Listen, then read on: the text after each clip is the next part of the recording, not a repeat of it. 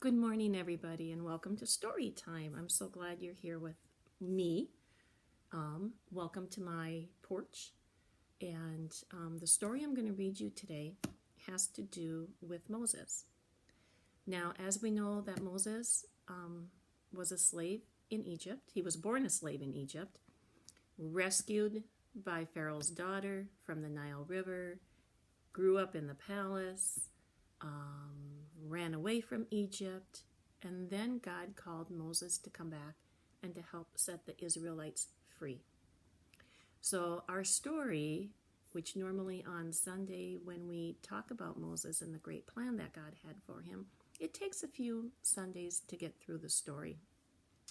I'm starting the story, and you can read it. You can find it in the Spark Story Bible, and on page 86. It's the part where they're crossing the Red Sea, where Moses is leading the Israelites. They just left Egypt, and he's leading them to freedom. Okay? And we'll see how God works in there. Okay. The Red Sea. It was a long journey leaving Egypt. The Israelites camped on the shore of the Red Sea. The people were feeling really nervous. Moses squinted into the darkening sky. Had he heard something? Something in the distance?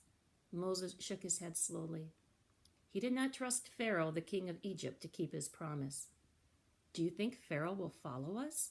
Aaron asked. Moses stood listening. We will see, Moses said. We will see. Soon a growing cloud of dust rose up in the distance. A rumble of horse hoofs thundered toward the travelers. They could see them clearly now. Hundreds of Pharaoh's chariots charged towards them. Hundreds of soldiers following the orders to bring the people back.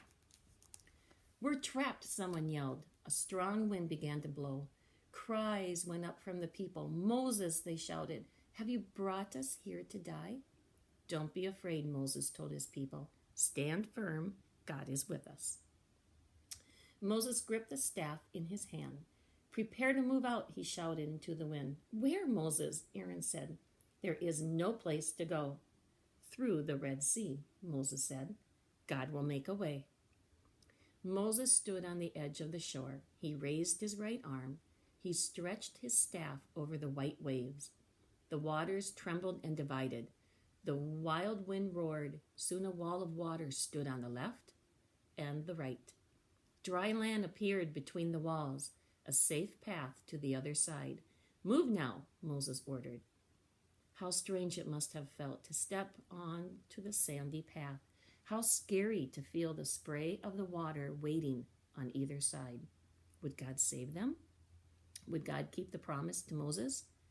In the morning, Pharaoh's army stood on the Red Sea's shore. They saw the Israelites safe on the other side. Soon the chariots groaned and the soldiers cracked their whips. Pharaoh's army moved slowly across the rocky and sandy path. Will they catch us? A young woman yelled. Watch and wait, said Moses.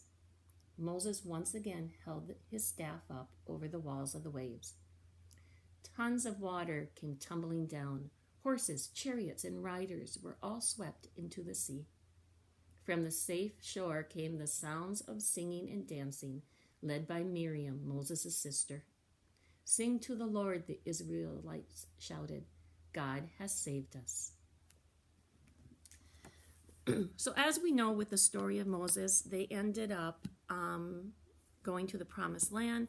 They traveled in the desert for 40 years until they reached the promised land that God had promised them. Pastor John on Sunday is going to talk about another person who was born into slavery, escaped slavery, and then went back to free slaves. And I have a picture here. And yes, it is a woman. So on Sunday, listen to what Pastor John has to say about Harriet Tubman. And if you want to, there's so much information on the web about her. There's also, with this video, there's a link to a YouTube animated video, the story of her life, which is really cool. I watched it. And I think you'll be amazed by the nickname that she is given. All right. You guys have a great day.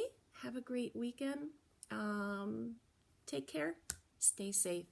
And I'll be talking to you guys soon. Bye. Have a great one.